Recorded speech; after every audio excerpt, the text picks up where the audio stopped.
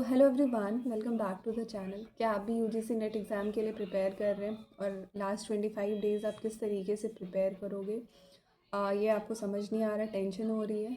तो my name is Deena, I am an assistant professor and a PhD scholar from Jamia Millia Islamia.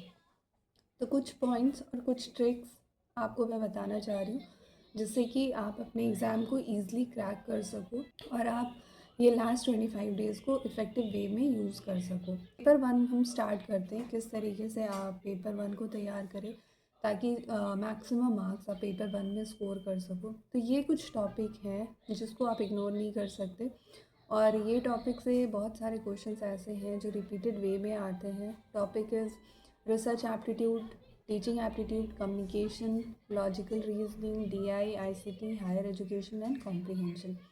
आपको इन topic से related जितने भी क्वेश्चंस मिलते हैं आप प्लीज़ उनको सॉल्व कीजिए। पीवाईक्यूज़ जितना हो सके आप उतना लगाइए, उतना सॉल्व कीजिए।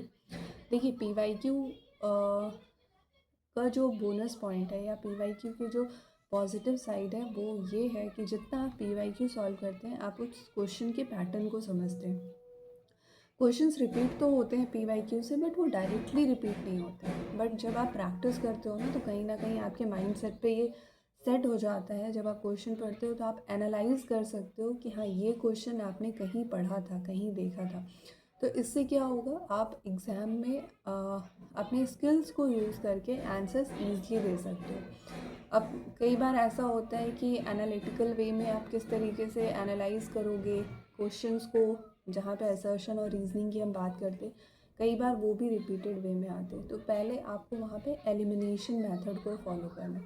एक अगर आपने पढ़ा है और अगर आपको आइडिया है पीवाईक्यू से भी, अगर आप थ्योरीज नहीं पढ़ रहे हो या आप कंफर्टेबल नहीं हो, पीवाईक्यू भी आपको हेल्प करेगा। आपने पढ़ा है तो आप एलिमिनेट कर सकते हो एक क्वेश्चन या एक पॉइंट ऐसा जो आपको लग रहा हो उस पर्टिकुलर क्वेश्चन से मैच नहीं कर रहा, तो आप उसको इमीडिएटली वहाँ से स्किप कर दें। अब आप ऑप्शंस चेक करोगे तो कहीं ना कहीं आप चीज़ों को रिलेट करके आंसर्स दे सकते हो। और नेट की जो सबसे खासियत है वो है नेगेटिव मार्किंग नहीं है। तो आप बहुत डरने की भी बात नहीं है कि अगर आपने गलत कर दिया तो आपके नंबर नेगेटिव मार्क्स में चले जाएंगे या नंबर कट जाएंगे। तो जब तक ये चांस है आप प्लीज़ अपने एग्ज़ाम को क्लियर कीजिए। चलिए अब हम आते हैं पेपर टू में। तो किसी 6 to 8 यूनिट्स को आप ऐसा उठाइए जो मैक्सिमम वेटेज कैरी करता हो आपके सब्जेक्ट में। अब मैं टॉपिक स्पेसिफिक तो नहीं बता सकती क्योंकि बहुत सारे सब्जेक्ट हैं पेपर टू के। आप अपने सब्जेक्ट में देखिए कौन कौन से ऐसे टॉपिक हैं जहाँ से आपको मैक्सिमम पीवाईक्यूज़ दिख रहे हैं या फिर जहाँ आपको ऐसा लग रहा है कि इस पर्टिकुलर टॉपिक से काफ़ी सारे क्वेश्चंस आते हैं एग्ज़ाम में। उस पैटर्न को देखिए और उसके बाद फिर आप उसके कुछ पॉइंट्स बना लीजिए। देखिए पॉइंट्स आपके काफ़ी छोटे और क्रिस्प होने चाहिए जो लास्ट टाइम पे आप उसको रिवाइज़ कर सके। और एटलीस्ट मिनिमम 5 ईयर्स की पीवाईक्यू तो आपको ज़रूर सॉल्व करनी चाहिए। अब अगर आप फुल टाइम स्टूडेंट नहीं हो या 24/7 आप नहीं पढ़ सकते, आपके पास काम है, आप जॉब कर रहे हो, आप घर का काम कर रहे हो, तो एक एडवाइस मैं आपको ज़रूर करूँगी कि यूट्यूब में काफ़ी सारे ऐसे सेशंस पीवाईक्यू सेशंस चलते रहते हैं। तो अगर पॉसिबल हो आप उस पर्टिकुलर सेशंस को सुनते रहें, देखते रहें। अगर आप बहुत ज़्यादा टाइम नहीं दे सकते अपनी पढ़ाई में, ट्रैवलिंग में या आपके क्लास के बीच में, आपके काम के बीच में, एटलीस्ट 1 or 2 आवर आप ऐसा निकालिए जहाँ पर आप पीवाईक्यू सेशन को डेडिकेटली अपना टाइम दीजिए। ये पीवाईक्यू आपको बहुत हेल्प करेंगे आपके एग्ज़ाम्स में।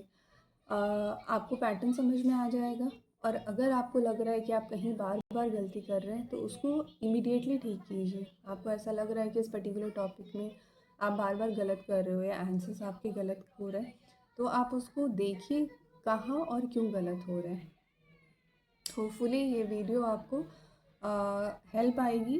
होपफुली ये वीडियो आपको हेल्प करेगी आपके एग्ज़ाम में और आप इन लास्ट 25 डेज़ को बेहतरीन तरीके से यूज़ करके यूजीसी नेट और जेआरएफ का एग्ज़ाम क्लियर कर सकते हैं।